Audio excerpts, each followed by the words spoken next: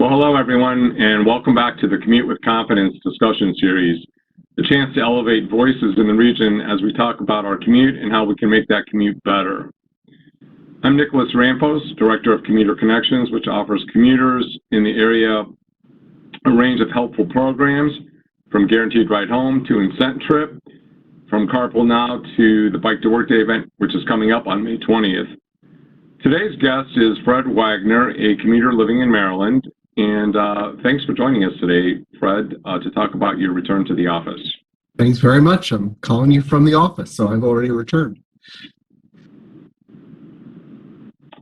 Okay, so I understand you know a thing or two about transportation, serving at one time in the Federal Highway Administration. What's your commute like nowadays, and how do you get from point A to point B, and how often now compared to before the pandemic? Well, I commute on the red line, on the Metro red line, and I drive my car about 4 or 5 minutes to the Glenmont Metro at the very end of the red line. So I get on there and have about a 35-minute train ride to Gallery Place, and then my office is just a block away from Gallery Place. So that's what I do regularly. I'm doing that now 3 days a week, Nick. That's our firm's policy now, expecting you back in the office 3 days a week compared to, pretty much 9 out of 10 days before the pandemic. So it's a bit of a change. So how has that been for you? So many workers in our region are looking at return to the office, whether it's full-time or hybrid. I mean, it's a transition, I'll say, because I never, in my 35 years of working, have ever had to consider on a daily basis, where am I going to be today? Am I going to be home? Am I going to go to the office? Do I have a meeting afterwards? And that kind of stuff. So it's adding an element of planning and thought that, previously you never had to worry about. You just, woke up and you went to the office. So that's a big transition.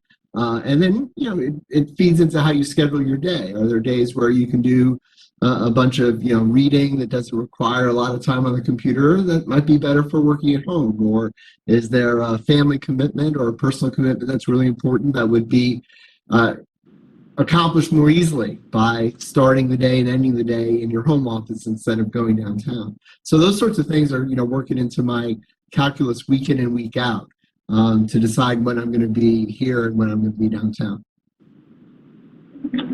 Okay. Well, at Commuter Connections, we encourage the use of carpools, van pools, bicycling, buses, using Metro, commuter rail, and we're really trying to encourage those individuals that are driving by themselves to use some of these alternatives because it really helps reduce traffic congestion, and it also helps our environment.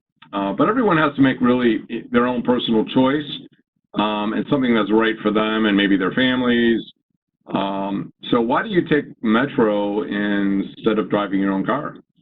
Well, I've come by it honestly in the sense that I grew up in Brooklyn, New York, and so owning a car, especially as a young person, out of high school, was not in the cards. That was not something that was in my family was going to happen.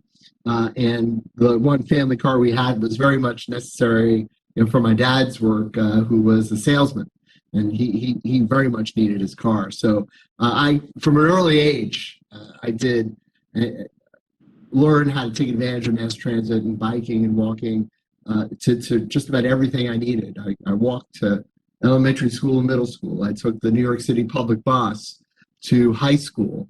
I took my bike every weekend to the Grand Army Plaza Library in Brooklyn, New York, to do my homework and my research papers. And when I went down to socialize or went down to the schoolyard to play stickball, I had a backpack with my stick, and I went down to the schoolyard on my bike. I mean, literally, that's all I've done my whole life. And so when I came to DC, there was really no question.